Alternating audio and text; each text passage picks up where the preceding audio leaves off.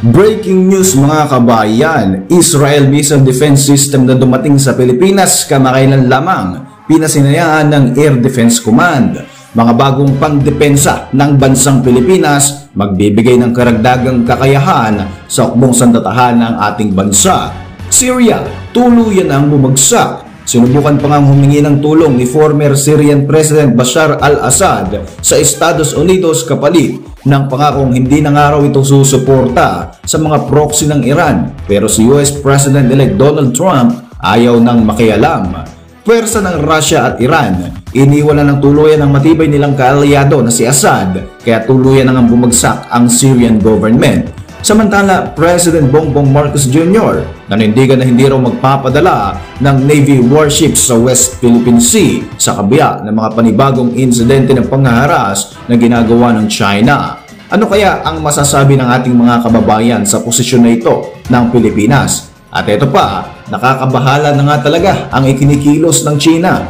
Kumpirmado, pinalibutan na nga ng Chinese Navy ang buong kapuluan ng Taiwan. Yan at iba pang mga updates ang ating tatalakayin sa video na ito mga kabayan. Ako po si Royzy and welcome sa Kian Thoughts. Kung hilig mo mga ganitong videos, mag-like at mag-subscribe para lagi kang updated sa mga susunod na upload. Sa video footage na ito ay makikita ang dose-dosenang magagarang sasakyan na pagmamay-ari ng pinatalsik na presidente ng Syria. Dito ay makikita kung gaano karangya ang pamumuhay ng Syrian leader habang ang kanyang nasasakupan ay patuloy na namumuhay sa kahirapan at nagtitiis sa korupsyon at karahasan. Ikalawang henerasyon at umabot na nga sa 50 years na hinahawakan ng pamilya ni Bashar al-Assad ang bansang Syria. Mula 2011 ay nagkaroon ng malawakang civil war sa bansang ito, kaya naman naging pugad na rin ng mga rebelde ang buong bansa na sinasamantala naman ng mga bansang nag-aasik ng kaguluhan. Ginagamit ng mga bansang katulad ng Russia at Iran ang mga rebeldeng ito mula sa Syria bilang mga proxy para magasik na rin ng kaguluhan sa Middle East at maging sa buong mundo. Noong December 8, 2024, ay tuluyan na nga napatalsik si Assad sa kanyang pwesto at ibinigay na nito ang pamumuno sa kanilang bansa sa grupong Salvation Government. Ito ay nang matagumpay na nga mapabagsak ng grupong Damascus na kabisera ng Syria at ang pagtakas na nga ni Assad patungo sa Russia. Bago pa man mapatalsik sa kanyang pwesto, sinubukan pang humingi ng tulong ni Assad kay US President-elect Donald Trump para sa kanyang last stand. Ayon sa report, handa na ang Syrian leader na itakwil at putulin ng kanyang ugnayan sa mga Iranian-supported group katulad ng Hezbollah kung sakaling tutulong ang Amerika na labanan ang mga freedom fighters. Hindi naman naging interesado ang Amerika sa proposal na ito ni Assad. Sa kabila ng mga kaguluhan na nagaganap sa Syria, wala namang nagawa ang Russia at Iran para tulungan ang kanilang kaalyado. Matapos nga ang pagbagsak ng Syrian government, makikita ang agad na paglisan ng mga sundalo ng Russia. Makikita rin sa isang video ang pag-immobilize ng mga S-300 at S-400 missile defense system ng Russia. Indikasyon na wala na talagang pag-asa na protektahan pa nila si Assad dahil wala na nga ito sa kapangyarihan. Sinabi naman ni President-elect Donald Trump na mahina na talaga ang Russia at Iran kaya hindi na nga nito nagawang suportahan pa ang laban ng kanilang kaalyadong Syrian leader. Sa pagbagsak ngang ito ng isa sa pinaka-kontrobersyal na leader sa gitnang silangan, makakaasa na kaya ng pagbabago ang mga mamamayan ng bansang ito.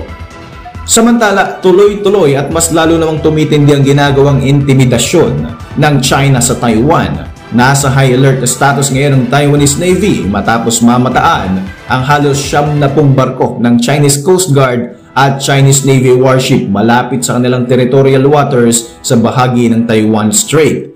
Sa isang pahayag, sinabi ng Taiwanese Ministry of National Defense na magsasagawa sila ng combat readiness drills at magtatatag ng emergency center sa kanilang teritoryo upang mapigilan ang mga pinakabagong agresyon na isinasagawa ng China. Simula noong Sabado, December 7, ay namataan na nga ng Taiwanese Coast Guard ang 14 Chinese warships at 7 military aircraft na rumoronda malapit sa Taiwan Strait na nagsisilbing unofficial border ng dalawang bansa.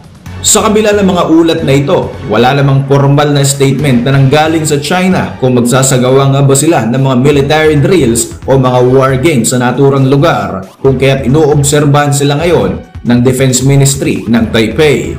Ayon naman sa pahayag ni Chinese Foreign Ministry spokesperson Mao Ning, nangangako daw ang China na pangangalagaan ng Communist Party ang kanilang teritoryo at soberanya. Aniya, hindi raw may pagkakaila na parte ng China ang buong kapuluan ng Taiwan. Balitang Pilipinas naman tayo mga kabayan. Opisyal ng pinasinayaan ng Pilipinas ang huling batch ng Spider Air Defense System na ipinadala ng Israel sa bansa kamakailan lamang. Ang Spider Philippine Air Defense System ay isang surface-to-air missile na magdadagdag ng depensa sa ating bansa. Kayang-kaya nitong pabagsakin ang mga aerial threats kagaya ng mga fighter jets, helicopters, drones, cruise missiles at mga precision-guided munitions. Sa kasalukuyan, mayroon ng 4 na missile defense system ang hawak ng Pilipinas. Ito nga ay ang Spider Air Defense System mula sa Israel, BrahMos Supersonic Cruise Missile mula sa India, Typhoon Missile Defense System at ang HIMARS mula naman sa bansang Amerika. Matapos nga ang nasabing delivery ng mga defense system na ito, susunod naman ang isasagawang training ng Israel sa mga miyembro ng Philippine Air Force para sa mga magiging operator ng nasabing air defense system. Naganap naman ang seremonya noong nakalipas na buwan sa Clark Air Base sa Angeles City, Pampanga.